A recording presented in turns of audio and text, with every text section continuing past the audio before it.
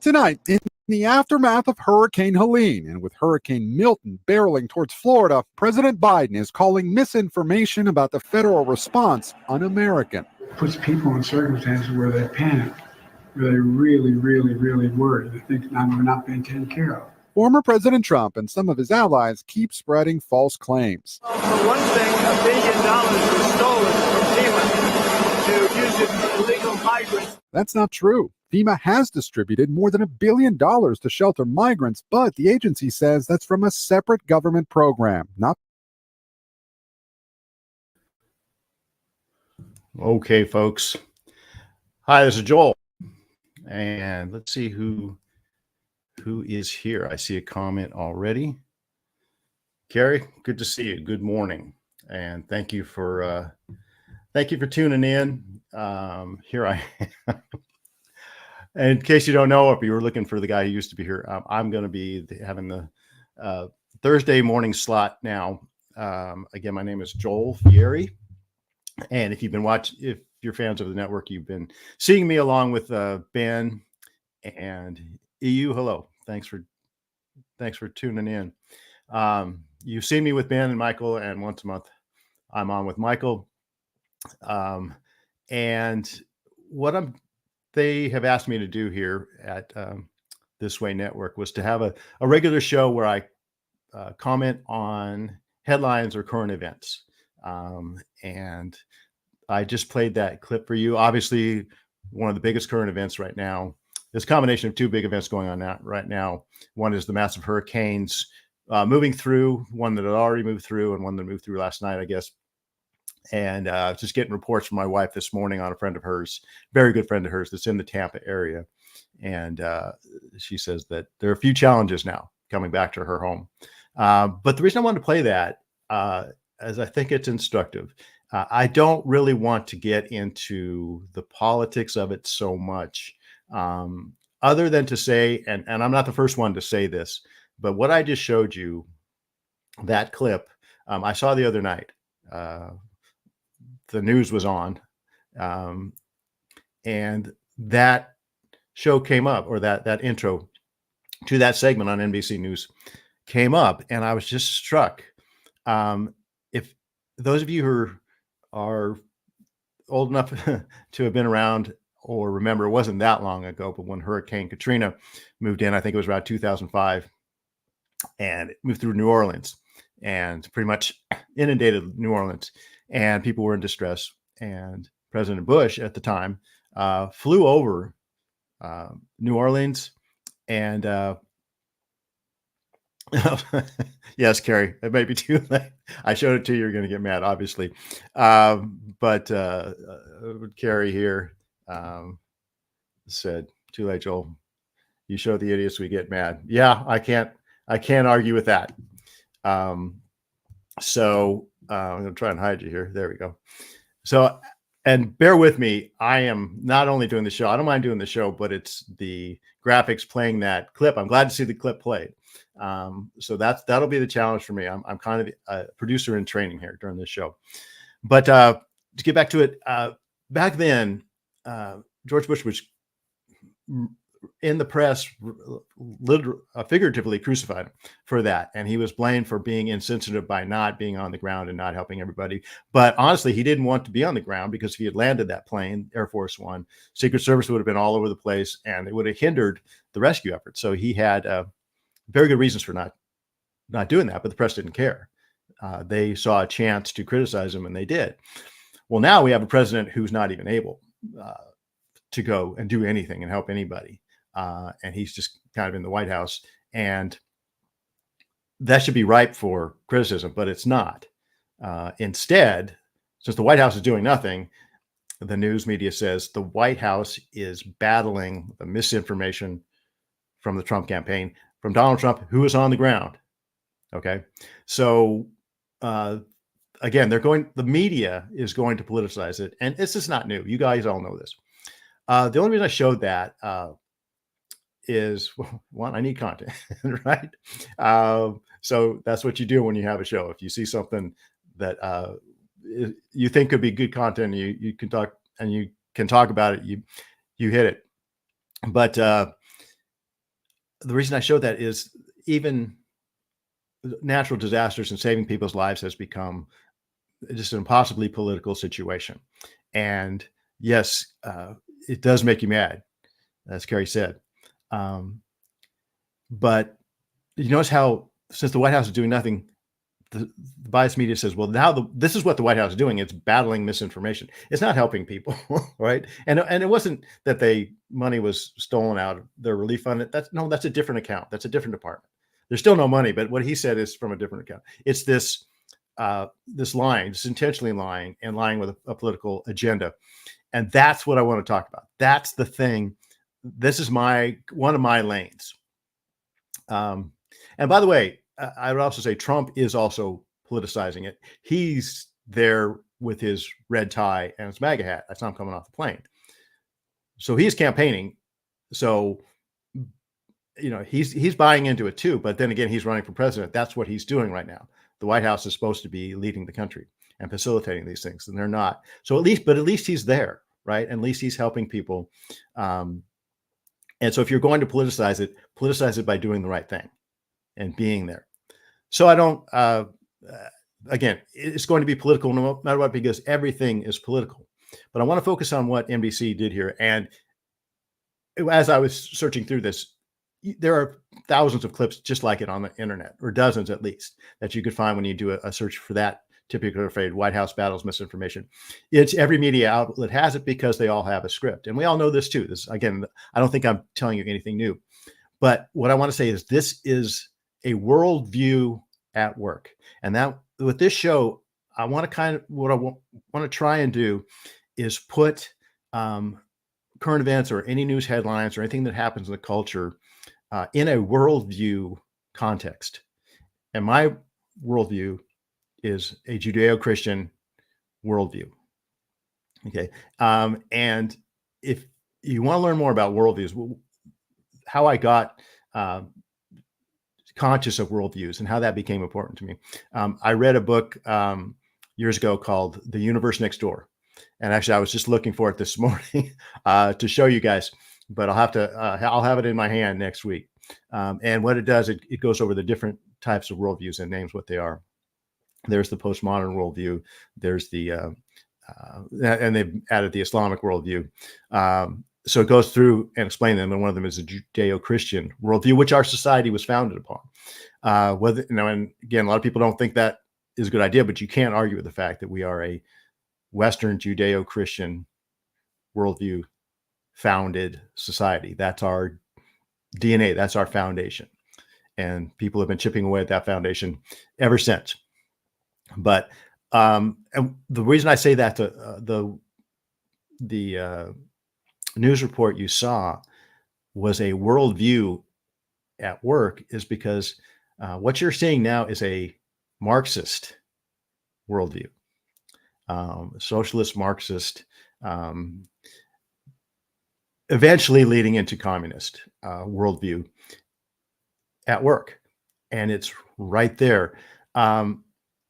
Even the little fine shading they did between, oh, come on, Trump said that, the money's not in this department to think, no, he's completely wrong. He's spreading misinformation. We have to fight this misinformation. The money wasn't in that account. It's in another account. So they stole it from another account, but they're going to say that he's wrong because he said it was in the wrong account or the wrong department. And that right there is a worldview.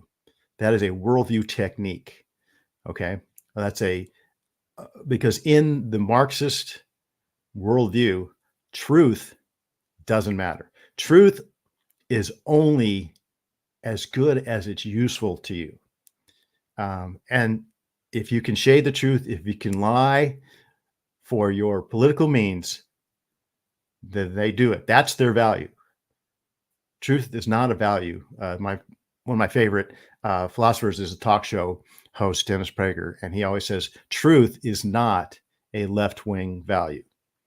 They don't value it. As a matter of fact, truth is a hindrance most of the time to that Marxist worldview, socialist worldview. So that's what's at stake there. So Yeah, and it's disgusting. It is infuriating. Um, and the reason I want to bring it up, and again, this is the reason I'm doing this. A little bit of my background. I am not a broadcast professional. I don't know if that shows. I always tease Michael because he's the slick Hollywood guy, right? He's a highly trained communication specialist. I am not. Okay. My background is in teaching mostly. I was a high school teacher for years, which I guess makes you a highly trained communicator. Because if you stand before a classroom of teenagers, especially in the schools that I taught in, inner city San Diego schools, you better be able to communicate, and you better be able to reach those kids with at least a minimum amount of motivation and or teaching, or you're not going to last. And you better be in charge of your classroom. So that's most of my training. I've also been trained in the printing and graphics, photography. That's what most of my education is. And 12 years ago, about 17 years ago, a little over 17 years ago, I got married and moved to the north of San Diego with my wife and her two beautiful kids, beautiful wife and beautiful kids. And I left the teaching business, and I ended up buying a building, or actually renting a building for my church to do some printing, which is what I did. And there was a green screen there. And I don't know if you know about a green screen. Green screen is a video. Weathermen do it when they do the weather. You can put anything you want behind someone if they stand in front of the green screen. Long story short, that led to, I called a missionary friend of mine who had a TV show and said, "Hey, I've got this video stuff. Would you like to do your TV show?" And he came up and started doing his TV show. And next thing you know, I was building out an entire audio and video recording studio that lasted for about 12 years. As part of that, I started Christian Podcast Central. Now, a lot of you know that Christian Podcast Central is associated with This Way Network. So years ago, Michael and I got together on his project. Everybody knows about his Sacramento Tellurian project. And through the years, we've been talking, and it came to a point about 5 years in to when I knew Michael, and about 10 years from when I started it, that I had to sell the business and give up the podcast network. And Michael is the one I kind of handed the podcast network off to, because I liked what he was doing with This Way Network. So that's my background. I started podcasting just because of things like the clip I just showed you. We are a society that has a worldview, or we're in a revolution, actually. And a worldview is taking over our society where truth is not a value. And as a Christian man, I need to stand for truth somehow, some way. Back at the time, podcasting was just getting off the ground. So I started a podcast network. A lot of people wanted to get into podcasting, and that's what we did. We built a podcasting network because there needs to be a space. And with the internet and with technology, there is a space now for truth to be heard. But the challenges are enormous. And those are the challenges we're taking on here at This Way Network, and that we are still taking on at Christian Podcast Central. So the point is, as a Christian, in order to stand for truth, you need to know what the truth is. The Bible calls us to speak the truth in love. Okay, and a lot of people emphasize love these days, but the truth is what we need to be speaking. Well, how are we supposed to know the truth? How are we supposed to hear the truth in a society that doesn't value truth? How could you turn on the news? For people my age, it's just amazing that a network news would be that biased and that deceitful in their reporting. Because I remember back in the days when it at least pretended to be neutral, right? But now it's just not. It's just full on. They're tools of a worldview, tools of a Marxist worldview. And that's what we have to fight. And it also says we have to be salt and light in a very dark world. And what you saw was very dark. That's a very dark thing we just saw. For truth to be handled like that, for a news organization that claims to give you just the facts, to be that tainted and that slanted, just shows you the state the dark state of our culture. So how are we to be light in that darkness? How are we to salt this backwards, destructive world in which this worldview is dominating? Well, that's why I'm doing what I'm doing, because as Christians, we need to know, first of all, thank you, Carrie. And EU, I hope you're right. Carrie says, smart move, Joel, good timing. Yeah, I may be a little late, right? And EU says liars today won't survive. At this point, everything is opening up. Well, from your lips to God's ears there, EU, or from your keyboard to God's ears. But what we're doing right now is one of the ways that we can fight this. And I always talk to Christians, my fellow Christians, either at church or in my circles. And I have a lot of friends who are very up on current events, and they know what their worldview is, and they have, and they keep up on things. I also talk to a lot of Christians who say, I don't pay any attention to that stuff. Whatever's going to happen is going to happen. And I just say, that's not to your credit. And I don't think that's what God would have you do, because how are you going to be salt and light? How are you going to shine this light? Where are you going to know how are you going to know where to put your lamp? Right? Don't hide your lamp. You put it out so the world can see. Well, how are you going to do that if you don't know where the darkness is coming from? If you don't know your worldview and what the truth is and what light is and what salt is. And I think a lot of it is because salt, we're the salt of the world. Salt stings. Okay. If you've got a wound or something and salt gets on it, it'll sting, right? Light. If you shine light in a dark room, the people that have been in that darkness don't like it. They're used to the darkness. It's harsh. Okay. It hurts. Truth hurts light hurts when you live in darkness. Truth hurts when you're living a lie. So I was to say is, as Christians, we cannot be media guided people.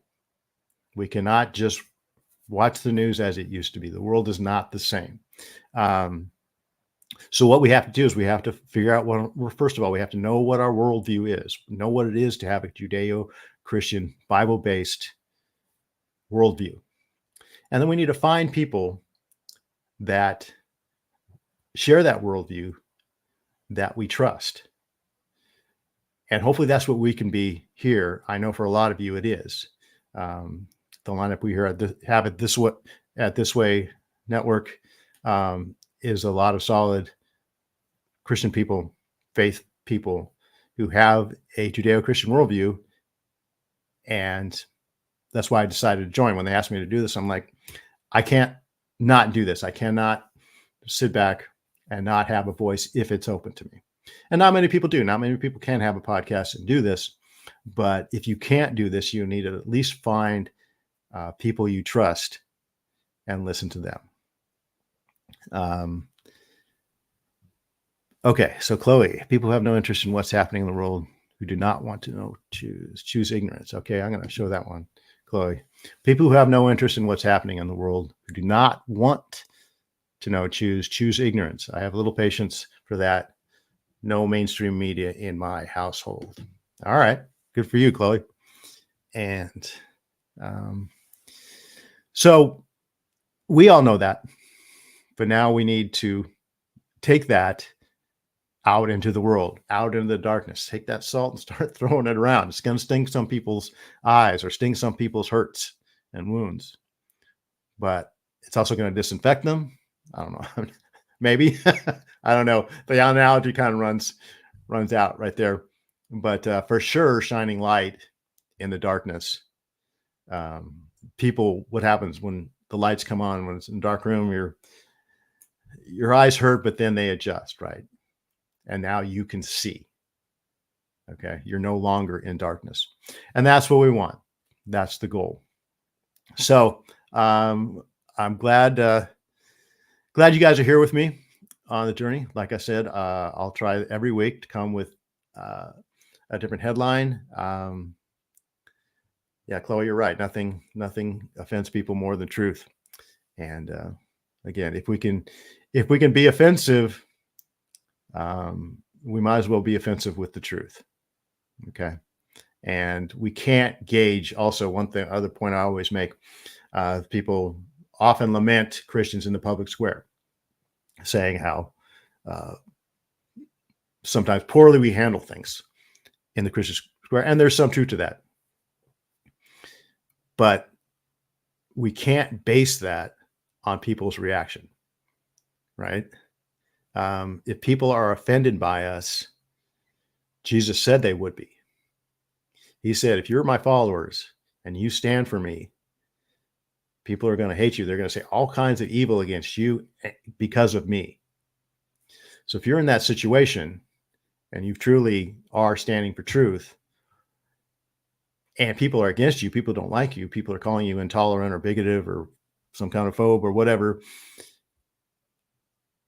you're probably in the right place. You're probably right where you need to be. Okay.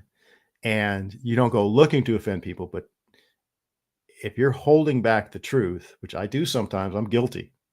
There's times I don't speak up. I hold back the truth because I don't want to be offensive, or I just don't want to deal with it that day. I get lazy. That's not to my credit. Okay. If people are saying all kinds of evil against you, that's just exactly what Jesus said would happen. So for those who say, oh, Christians, they're terrible, they're jerks. Well, yeah, sometimes, but most of the time I would say, if they've offended someone or someone's saying that about them, it's because they told the truth and that person didn't like it. So just Gary says, just smile and keep yapping. Okay, that's good advice. Chloe, family members hate me. I've been good to them, but it's a spiritual matter. My spirit offends them. I choose Jesus. That's all you can do. That is really all you can do. So sounds like you guys are on board with this. So now how are we going to spread the word? Hopefully we can grow and get more people on board. Like they always say, like and share all these videos. And if you guys think of maybe a good name for this show. Right. It's not personal. It can't be. Maybe we could have a little name for it. I also want to ask you guys a question. Very personal question. Very important to me. Hat or no hat? Which should it be? I'll leave it to you. So if you notice on my thumbnail, I have my hat off. But usually when I come on, I have my hat on. So it's just has to do with losing your hair, men who lose their hair. So, but we joke about that with Michael and Ben, and Michael and I. Michael's beard and my bald head. Either way, okay. No hat, okay. Whatever makes you comfortable. So I have a no hat, and either way, and whatever makes me comfortable. Okay, I'll mull it over. Whatever you like. Okay, good. So you guys have no preference. That's good. So, all right. So again, that's all I have for today. I'm a little bit early. If you guys have do you guys have any questions or any other comments you'd like to make? Go right ahead. And we'll see if we can. Oh, EU says hat. Okay. So I've got a no hat, a hat, and either way, and 3, whatever I like. Okay. I'll have to make a decision on that next time. Thanks for the input. I appreciate that. It's not, it's not. You'd be surprised, Gary, how many people wear a hat in the churches we go to out here. I don't know where are you guys from? That would be a good thing to know.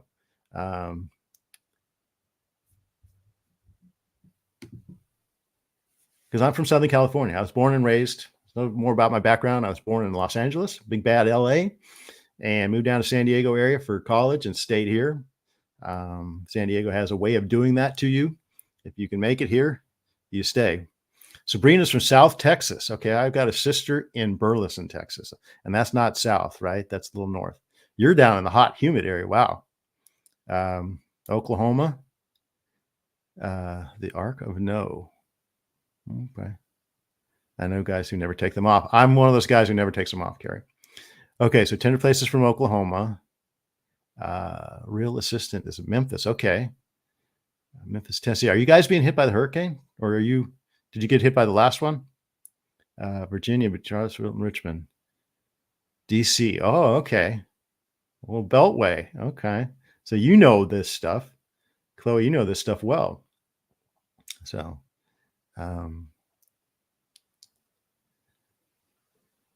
next week. Oh, wow. Okay. So EU's a traveler. What do, EU? I don't know. I don't know why, tender place. I don't know why you can't see anybody. Okay. Okay. You're near Nina. Okay. All right. So we've got most people either in the South or the East Coast. So I think Michael and I are the only two Californians here. So Michael's Hollywood, man. Michael's a Hollywood guy. I'm just a humble San Diegan. We're kind of the little brothers down here, but we're fixing that. The Padres are hopefully going to fix that. And if you guys have been watching baseball, you know that the Padres are playing the Dodgers. So that's a big deal down here. So you're in holistic technologies, EU. Okay. All right. Oh, hold on here. You even dated a congressman once upon a time. Chloe, you need to have your own show. That's all I have to say. You're a world traveler, holistic technologies, and you dated a congressman. Okay. All right. Okay. Holistic technologies, the new health system, no drugs. Okay. All right. All right. Ways and Means Committee. That's who spends the money, right? Okay. All right. Very cool. Yes, very cool. All right. Okay. So, all right. So we got, like I said, mostly East Coast, a little bit of Southern flavor, Oklahoma, Texas, Tennessee, right? And a little bit of Virginia and Southern California. So that's the thing about Southern California. We're always a little bit behind. Okay. And we don't deal with the things that y'all do. Let's get Chloe's off here. There we go. Again, I'm still learning the ropes, folks. So again, bear with me. So yeah, the thing about Southern California, we're a little spoiled here, but boy, do we pay for it. So we don't have the,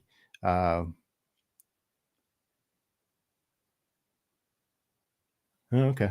Someone's married to an important person. I'd like to dig into that, see who he is. So, but yeah, in Southern California, we don't have the weather. We have earthquakes once in a while, but I haven't felt an earthquake in probably 25 years. So, but you guys have to struggle with a lot of different weather. And we don't have that here. But again, it's insanely expensive to live here in California and insanely dysfunctional. And I'll probably talk about that a little bit too. I'll probably tell you guys about the California experience a little bit. Everybody kind of looks to us.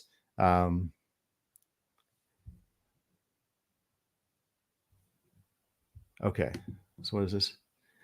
I'm a huge Trump supporter. Tread lightly on or be ready for a healthy debate. Oh, I'm a Trump supporter. I am not as all in on Trump. My feelings on Trump real quickly is, I'll have to go into that later, but I'm definitely a Trump supporter. So, and I'd love to talk to you about it. I'm always up for a healthy debate. So it's good that you're a huge one. I'm a semi-big one. So I definitely have voted for him twice and will vote for him again. So, all right. Well, thanks for being here and for participating, you guys. This is a good discussion. And maybe I'll do that. Maybe I'll open it up to you guys a little bit more and have your input on the show. A lot of interesting people. Take care, guys. We'll see you next week.